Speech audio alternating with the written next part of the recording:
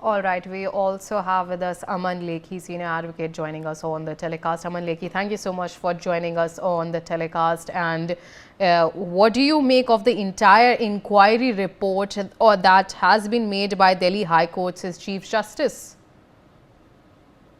Well, it's too early for us to speculate. The point is that at least we got the information in public domain. This is absolutely obligatory. Transparency in these events is something which is imperative to maintain public confidence in the judicial system. We have the judge's view insofar as his response is concerned, and I personally feel that his denial is something which cannot be brushed away for the moment, and this is something which has to be inquired by the inquiry committee. That said, two things I want to highlight. One, if you look at what the judges have responded pursuant to the Chief Justice's request, he mentions political conspiracy. Now, this is a very serious allegation. I think the most serious one, which does require scrutiny, because insofar as independence is concerned, upon the institutional aspects of independence, the personal independence is also imperative. So the judge must necessarily come out with detailed information as to what is the conspiracy and who is actually involved in the conspiracy, because the constitutional functionary is maligned in this particular way as some thought-out strategy. It's something very serious. Two, there is admittedly removal on the morning of 15th. Now, the removal in the morning of 15th, that is immediately after the fire. Of course, the judge in question has disavowed any link with it, which is not something we can brush away with. We have to identify who removed. As this aspect is concerned, the removal is absolutely imperative, because that will be actually the key, actually to either affirm or negate this allegation of conspiracy which is being made. Because until the judge is linked to the removal, the allegation of conspiracy becomes something with which we have to actually concern ourselves with. All things considered, the question is that we have a 3-judge committee dealing with it. This is a matter which concerns the judiciary. I mean, of course, no one is above the law.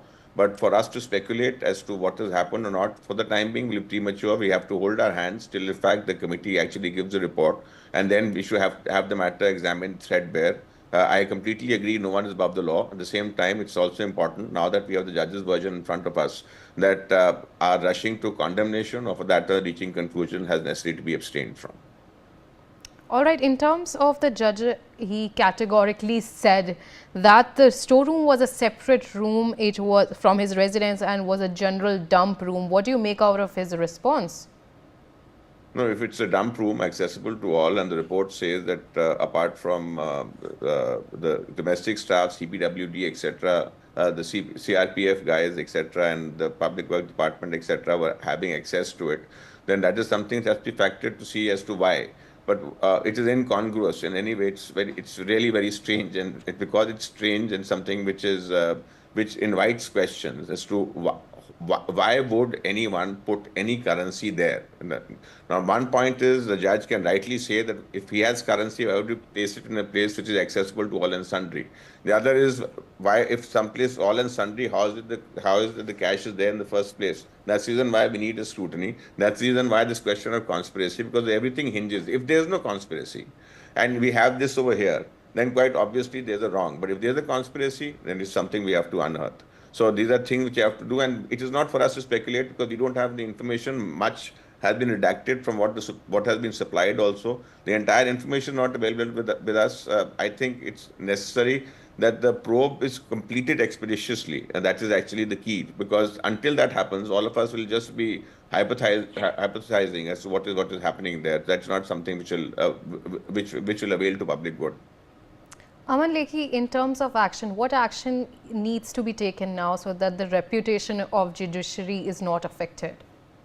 Well, the action is already in place. The committee is actually examining. We have, for the time being, the issue is moot, whether you have to have a criminal prosecution at all or not. The law is very clear that as far as this process is concerned, this process proceeds to impeachment.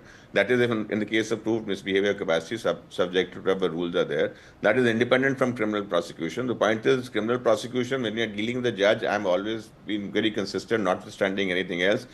While the provision for prosecuting a judge should be there should not be ever an easy prosecution of a judge, because that is not something which augurs well for the system.